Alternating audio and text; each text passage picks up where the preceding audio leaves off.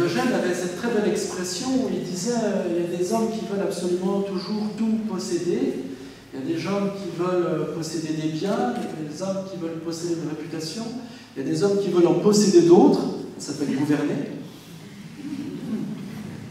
Des fois on se pose la question de savoir ce que c'est que gouverner, c'est posséder.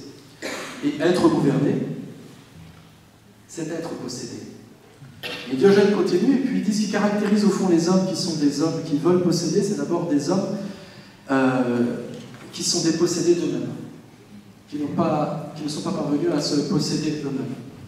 Et je trouve que l'analyse est assez belle, parce qu'elle laisse entendre en fait qu'il y a presque une maladie de civilisation, et cette maladie de civilisation, c'est un empire qu'on veut exercer sur les choses.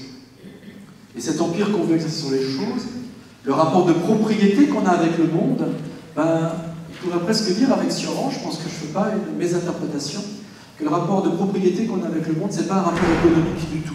Ce n'est pas du tout un rapport économique. Le rapport de possession, le rapport de propriété qu'on a avec le monde, c'est le rapport de celui qui tout simplement se refuse à l'idée de sa mort.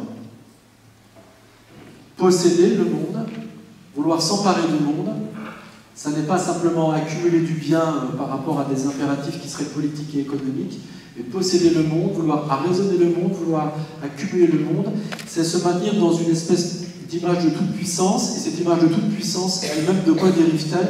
D'une incapacité, d'un déni de sa mort propre. Et donc, si vous voulez, si on déplie un petit peu le dispositif tel qu'il est proposé par Sioran, Sioran nous dit la frivolité de la vieillesse, cette frivolité dont il fait l'apologie.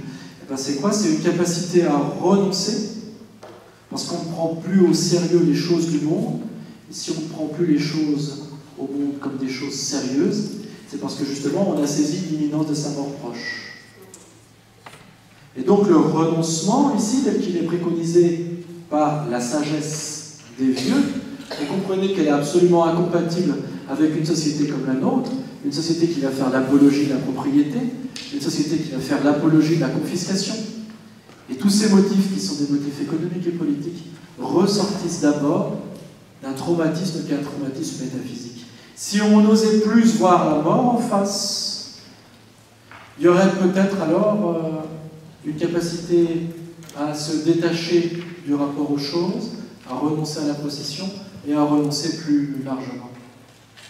Et donc le renoncement, ici, tel qu'il est préconisé par Sioran, il est une des vertus du vieux.